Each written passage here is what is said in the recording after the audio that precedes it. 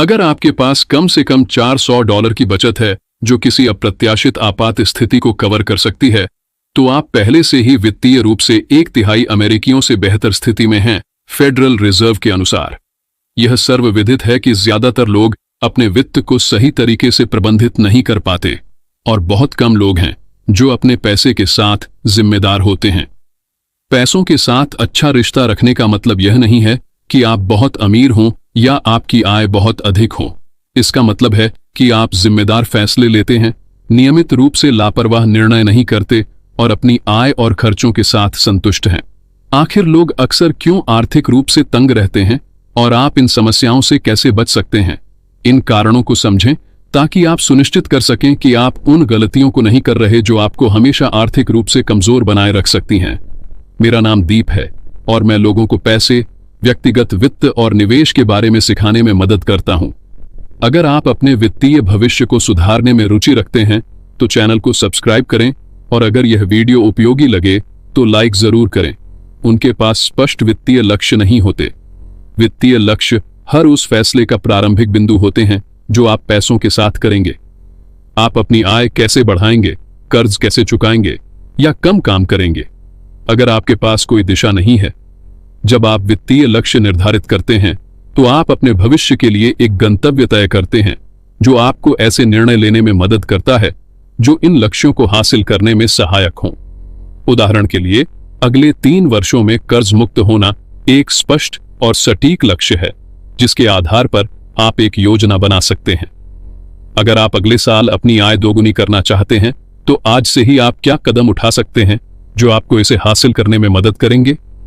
अगर आप आर्थिक रूप से तंग नहीं रहना चाहते तो पहला कदम यह है कि आप तय करें कि आप वित्तीय रूप से कहां पहुंचना चाहते हैं और कब तक।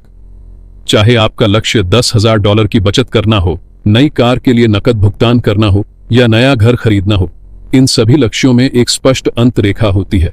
वे आपात स्थितियों के लिए तैयारी नहीं करते क्योंकि 1/3 लोगों के पास $400 उपलब्ध नहीं होते हैं। किसी आपात स्थिति को संभालने के लिए यह एक बड़ी समस्या बन सकती है। अप्रत्याशित खर्च आम हैं और $400 इस तरह की परिस्थितियों में बहुत बड़ी राशि नहीं है। AAA के अनुसार कार की मरम्मत की औसत लागत $500 से $600 के बीच होती है। अगर आप वित्तीय आपात स्थितियों के लिए तैयारी नहीं करते तो आप खुद को मुसीबत के लिए तैयार कर रहे हैं। क्या होगा अगर आपकी नौकरी चली जाए? क्या होगा अगर आपको दांतों के इलाज की जरूरत पड़े? जब आप एक सामान्य $400 अप्रत्याशित खर्च के लिए तैयार नहीं होते तो आपको इसे संभालने के लिए अन्य विकल्पों का सहारा लेना पड़ता है, जैसे कि क्रेडिट कार्ड का कर्ज लेना। इसके बाद न केवल आपातकालीन फंड बनाना मुश्किल होगा बल्कि उस कर्ज को चुकाना भी चुनौतीपूर्ण हो जाएगा, खासकर जब आप पर ऊंची ब्याज दरें लगाई जा रही हों। वे बजट नहीं बनाते। लोगों के आर्थिक तंगी में रहने का एक मुख्य कारण यह है कि वे बजट के अनुसार जीवन नहीं जीते। यूएस बैंक के अनुसार केवल 41% अमेरिकी बजट का पालन करते हैं।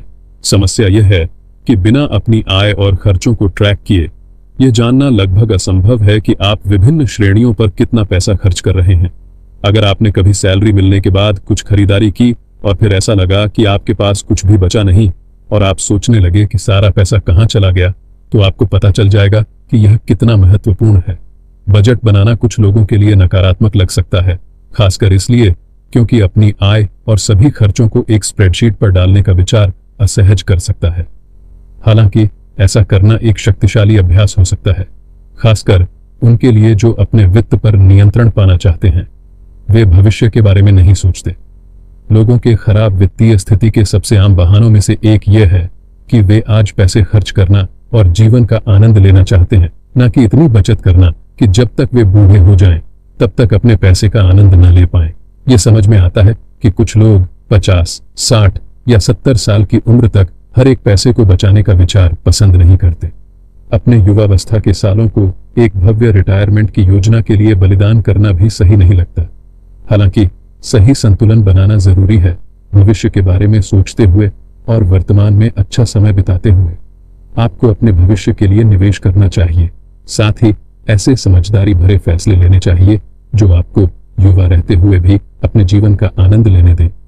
ज्यादातर लोग सहमत होंगे कि सही संतुलन का मतलब है ऐसे फैसले लेना जो भविष्य में आपके लिए फायदेमंद हो और अभी पैसे खर्च करना जो आपको मजा करने की अनुमति दे। उनकी महंगी आदतें होती हैं।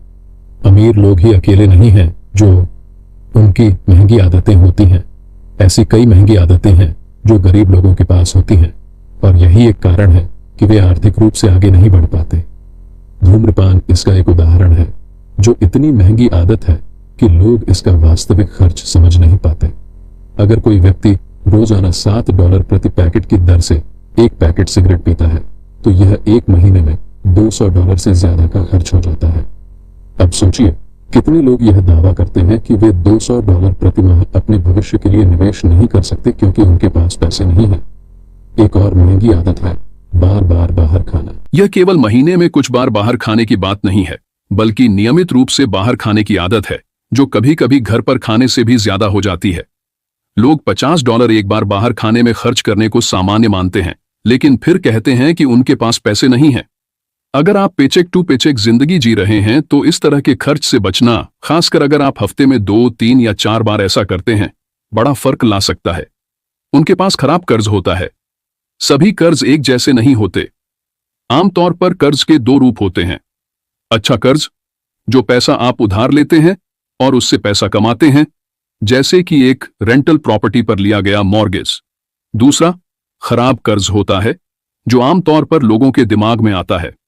यह वह पैसा है जो घटती हुई संपत्तियां खरीदने के लिए उधार लिया जाता है, जैसे कार, कपड़े, छुट्टियां और अधिकांश चीजें जो क्रेडिट कार्ड से खरीदी जाती हैं। खराब कर्ज का उपयोग करने पर न केवल आप ब्याज चुकाते हैं, बल्कि जिन वस्तुओं को आप खरीदते हैं वे तेजी से अपनी कीमत खो देती हैं और उनका कोई बचा हुआ मूल्य नहीं होता। इसके अलावा कर्ज लोगों को ऐसी चीजें खरीदने की अनुमति देता है जिन्हें वे वहन नहीं कर सकते और जिनके लिए उनके पास पैसे नहीं हैं। उदाहरण के लिए, कोई व्यक्ति नई कार खरीदना चाहता है, लेकिन नकद भुगतान करने में असमर्थ होने के कारण वह इसे फाइनेंस करवाता है। अब वह ब्याज चुका रहा है। कार की कीमत तेजी से घट रही है और यह पहले से ही उसके बजट से बाहर थी। मतलब, यह कार उसकी क्षमता से ज्यादा महंगी है। जैसा कि कहा जाता है, अमीर लोग ब्याज कमाते हैं और गरीब लोग ब्याज चुकाते हैं। वे लोगों को प्रभावित करने के लिए पैसा खर्च करते हैं। जैसा कि डेव रैमसे कहते हैं, अधिकांश लोग वे चीजें खरीदते हैं जिनकी उन्हें जरूरत नहीं होती, उन पैसों से जो उनके पास नहीं होते, उन लोगों को प्रभावित करने के लिए जिन्हें वे पसंद नहीं करते। वे आगे कहते हैं कि दूसरों को प्रभावित करने की कोशिश से जल्दी दिवालिया होने का रास्ता कोई और नहीं हो सकता। जितना भी अजीब लगे, यह सोच और व्यवहार आम है और अक्सर होता है। बहुत से लोग दूसरों को दिखाने के लिए खरीदारी करते हैं क्योंकि उन्हें लगता है कि अगर वे अमीर दिखेंगे तो लोग उनकी सफलता से प्रभावित और ईर्ष्या करेंगे। सच्चाई यह है कि जब आप दिखावा करने के लिए कोई बड़ी खरीदारी करते हैं तो आपको थोड़े समय के लिए संतुष्टि का अनुभव हो सकता है, लेकिन यह भावना लंबे समय तक नहीं टिकती। यह खरीदारी आपको लंबे समय तक पीछे धकेल सकती है, भले ही उन लोगों पर किया गया प्रभाव क्षणिक हो। यह एक हारने वाली लड़ाई है और इस झूठी संतुष्टि के लिए हुआ वित्तीय नुकसान आमतौर पर इसके लायक नहीं होता। वे खुद को भुगतान नहीं करते। जिम्मेदारी से खर्च करने के अलावा खुद को सबसे पहले भुगतान करना अपनी वित्तीय स्थिति को सुधारने का सबसे आसान तरीका है, जिसे अधिकांश गरीब लोग नहीं करते। आगे बढ़ने की कोशिश करते समय यह समझना जरूरी है कि सिर्फ पैसे बचाने से संपत्ति बनाना लगभग असंभव है। आपको लंबे समय तक अपने पैसे को लगातार काम पर लगाना होगा। हर वेतन से एक हिस्सा निकालकर उसे निवेशों की ओर मोड़ना एक सरल और बिना दर्द वाला तरीका है, जिससे आप स्वचालित रूप से निवेश कर सकते हैं। इससे आपके पैसे खर्च होने की संभावना कम हो जाती है और आपको बार बार निवेश करने का निर्णय नहीं लेना पड़ता। अगर वह पैसा आपके खाते में पड़ा रहे और आप उसे खर्च करने की सोचें, तो आप अपनी वास्तविक संपत्ति से अधिक अमीर महसूस करेंगे और अंततः वह पैसा विभिन्न चीजों पर खर्च हो सकता है, जिनमें से अधिकांश को आप याद भी नहीं रख पाएंगे। हर हफ्ते निवेश करने का विकल्प मिलने पर आप निवेश न करने का निर्णय लेने की अधिक संभावना रखते हैं।